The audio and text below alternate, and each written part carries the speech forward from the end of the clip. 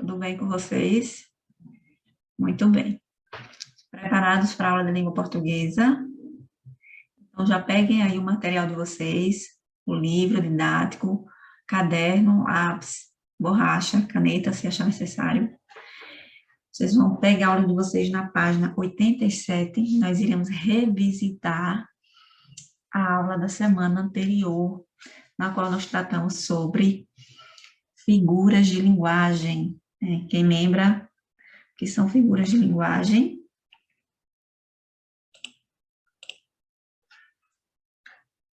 A primeira figura de linguagem que nós iremos retomar é a metáfora. A metáfora é utilizada para estabelecer uma relação comparativa entre elementos, mas sem uma marca linguística específica. Que marca linguística seria essa? A palavra como é um exemplo, ou expressões como tal qual, Então, ela é mobilizada para fins conotativos, em textos literários, principalmente romances e poemas, mas também pode aparecer ocasionalmente em textos mais formais, Vamos ver o exemplo aí dessa tira. Você é um colírio para meus olhos. Um descongestionante nasal para meu nariz. Um antiácido para meu estômago. Tem gente que não sabe quando parar, Observem aí as expressões da ratinha, no decorrer da tira, Na primeira tira, ela ficou empolgada, O seu colírio para os meus olhos. Na segunda, ela já ficou encismada. Descongestionante nasal, Que comparação mais esdrúxula, Um antiácido para meu estômago, Aí já foi demais, É o que ela diz. Tem gente que não sabe quando parar, Começou a exagerar. Então, ele fez uso de metáforas, para dizer o quão importante era a amada, para ele.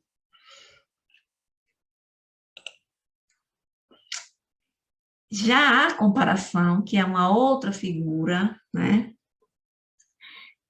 mas essa, de fato, ela apresenta uma palavra explícita que demonstra essa comparação realmente, diferente da metáfora, Na comparação, nós temos aí dois elementos em um texto, ou em uma frase, que estão sendo comparados, Nela faz uso de marcadores linguísticos como que nem, tal qual, como, Pode aparecer com mais frequência em textos formais, jornalísticos, textos acadêmicos. Todavia, ainda é um recurso bastante explorado pelos textos literários, são os contos, poemas, romances. Vamos observar o exemplo. Usando a linguagem dele. Acorda, Armando. Você não sabe que o amor é como uma flor? Se não for regada e bem cuidada, ela murcha e morre. O amor é como o motor do carro, Armando. Se não trocar o óleo e não cuidar da mecânica, uma hora ele não funciona mais. Entendi. Vejam que quando ela foi falar do amor, ela comparou o amor ao motor do carro. Só que ela utilizou uma expressão, comparativa. Essa expressão é o quê? Como. O amor é como o motor do carro. E nós temos um exemplo de comparação.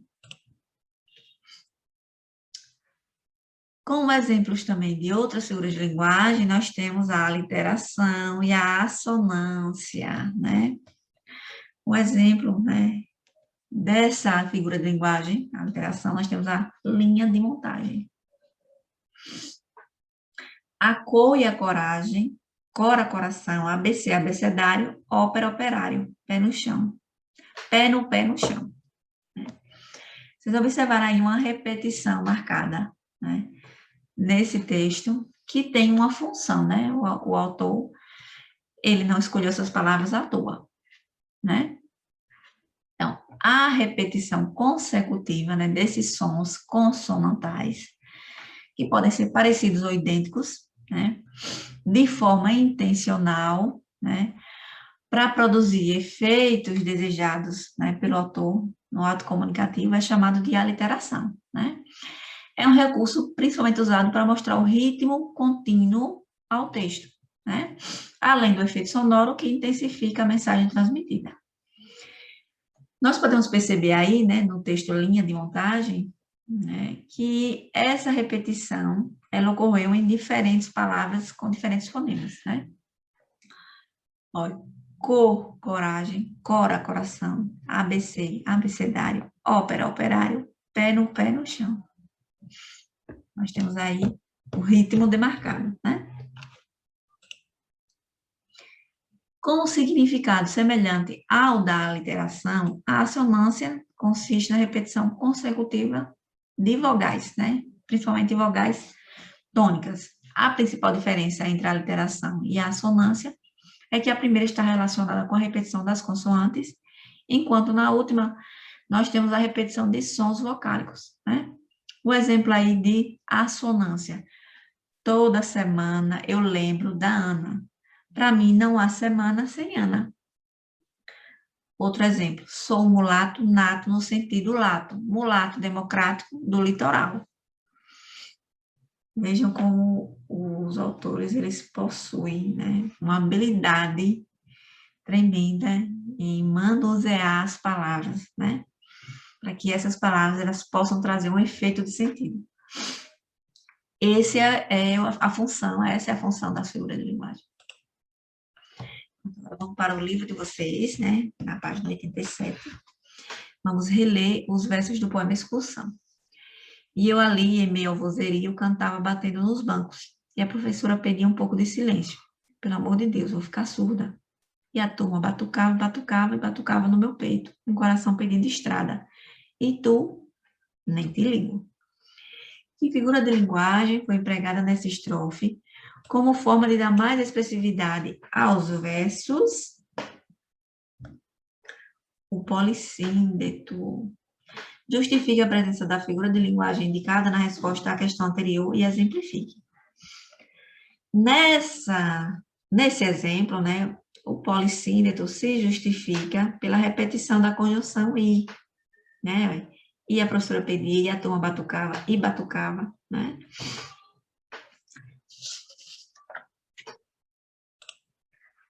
Dois, releia também mais estes versos do mesmo poema. Ouvindo o ônibus cheio de amor pela estrada, que diante dele se torcia machucada. Nos termos em destaque, é possível perceber que o eu poético atribui ao ser estrada uma ação e característica próprias dos seres humanos. Torcer-se machucada. Que figura de linguagem podemos identificar nessa ocorrência? A prosopopeia, né? Prosopopeia ou personificação. Crie uma frase em que a expressão torcer-se machucada esteja empregada em sentido literal, denotativo, né? Nós podemos sugerir, depois da queda, a criança torcia-se machucada. Vamos lá. Estabeleça a correspondência entre as figuras de linguagem e os textos apresentados a seguir, conforme os itens destacados nesses textos. Aí nós temos como figuras de linguagem a hipérbole, né, a figura de linguagem das nossas mamães, que representam o exagero, né? O polissíndeto, como nós acabamos de ver, que ocorre quando nós utilizamos, né, conjunções repetidas no texto. A assonância, que é a repetição de vogais, e a aliteração, que é a repetição de consoantes. Né? Nós iremos relacionar essas figuras de linguagem com esses fragmentos aí do texto. Vamos lá. Fragmento 1. A roseira, quando nasce, toma conta do jardim. Eu também ando buscando quem tome conta de mim. Aí nós podemos relacionar com qual figura de linguagem?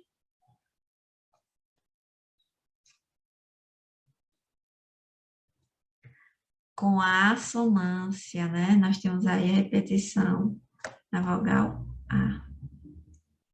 2. Se vires a tarde triste e o ar a querer chover, sabe que são os meus olhos que choram por não te ver, né? Qual foi o recurso utilizado aí nesse fragmento? nós temos a aliteração, né? Que é a repetição da consoante S. 3, as ondas vão e vão e são como o tempo. Nós temos aí um exemplo de polissíndeto, né? Porque pelo uso da conjunção I. Não é só pelo uso da conjunção I, mas a função que ela está sendo utilizada, né, nesse texto. E por último, só não sobrou o quê? A hipérbole, né? Por você, eu dançaria tango no teto. Eu limparia os trilhos do metrô. Eu iria a pé do Rio a Salvador, né? Nós temos aí o exagero.